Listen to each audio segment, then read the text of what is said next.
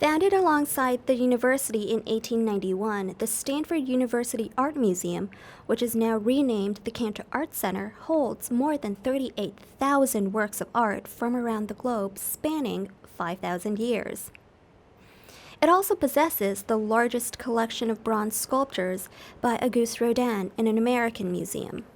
One of these highlights is the French sculptor's The Gates of Hell, which is installed in the outdoors Rodin Sculpture Garden.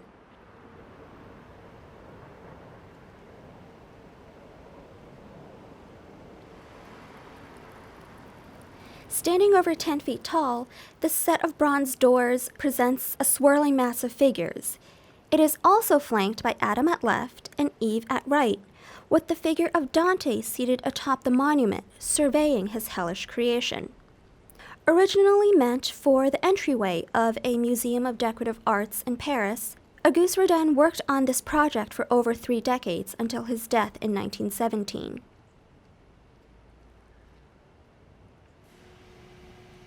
Entering into the Susan and John Diekman Rotunda of the museum, we are greeted by a monumental version of Dante.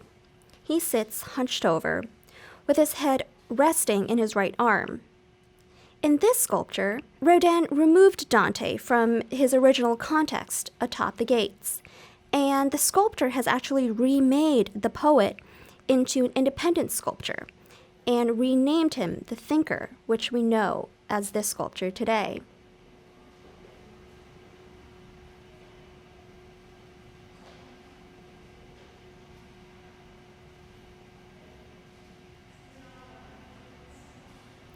In the Eugenie B. Taylor, we now see a selection of sculptures that give a brief overview of Rodin in his early career. In the foreground, on top of this peacock-colored base, is one of Rodin's earliest sculptures, titled The Age of Bronze. The highly naturalistic male nude actually caused a sensation in the 1877 Paris Salon, when Rodin exhibited it to the public for the first time. To the right of the Age of Bronze, we have a series of busts of Rodin's friends, family members, lovers, and enemies in order to tell his biography.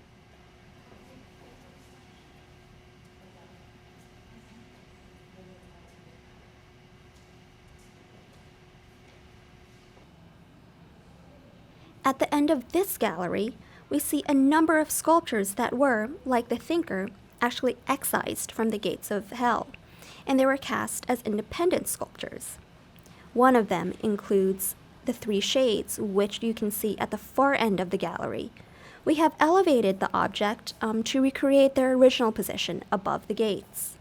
In the foreground, we see the Kiss, another one of Rodin's most famous sculptures.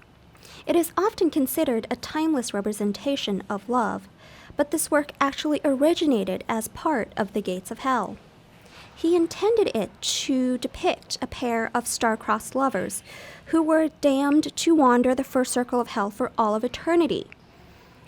And Rodin did not include this pair on the final monument, likely because they appear too lovely and too sentimental. This presentation of Auguste Rodin's sculpture at the Cantor celebrates the 100th anniversary of his death and invites a renewed close looking at the wonderful emotive qualities of his work.